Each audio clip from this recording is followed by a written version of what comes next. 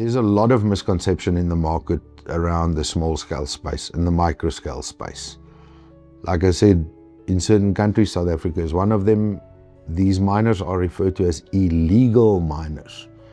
And that's simply not correct. They are members of the mining community, they are willing participants, and more progressive countries across the continent have recognized them as such.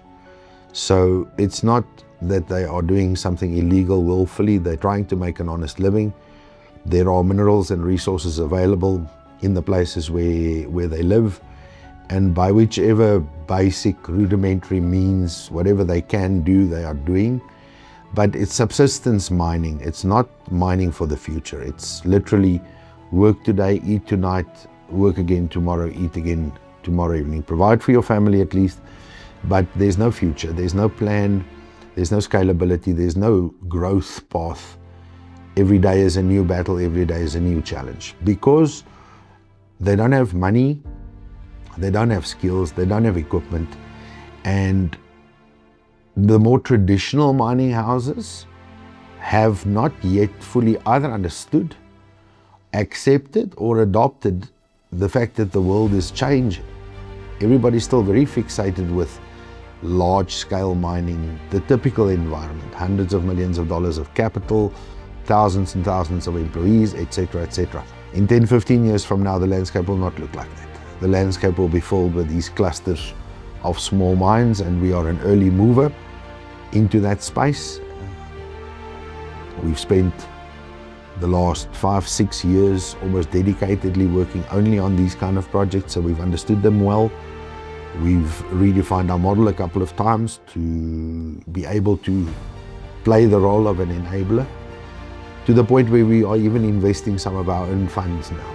We're not only reliant on external funding, we fund the proof of concept or the seeding normally ourselves, and once we've proven that the concept exists, the mineralization is real, the environment is friendly enough from a government perspective, from a policy and procedures perspective, then when we do invite external investors, we've got a solid business case to show them, not just a list of opportunities.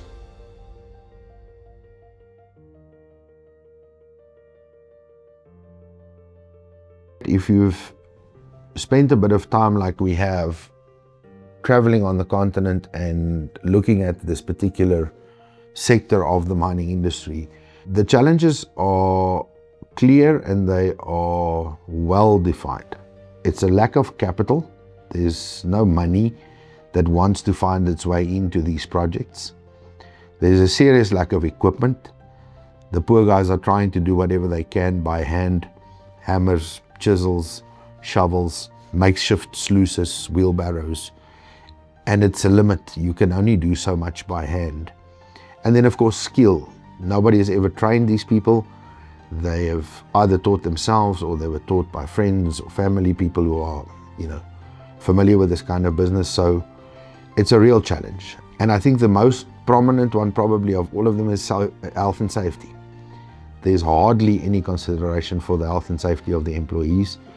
I've unfortunately seen myself, children in the rivers in Africa, shoveling dirt onto these sluice boxes. It's a horrific picture to see. People cleaning out cyanide dams with no protective clothing, pair of shorts and a t-shirt and a shovel into a cyanide-filled dam of sand. Never mind the surrounding environmental issues, the rivers, downstream fish, cattle.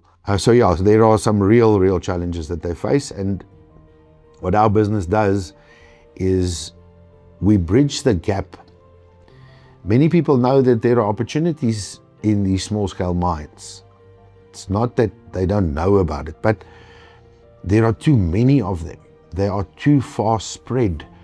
They have too little information to know, is there a business case? Isn't there a business case? Is it worth an investment? Is there a life of mine? Will I get my money back? Can I expect a return, maybe a decent return? So even to that point, we have started funding that bridge ourselves.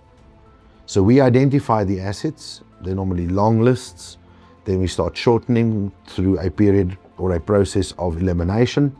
Then we've got targets, go visit those targets, further eliminate, until we end up with a shortlist. Out of the shortlist, which is then presented to the investment committee, a decision is taken to say, okay, we're happy to support project number 7.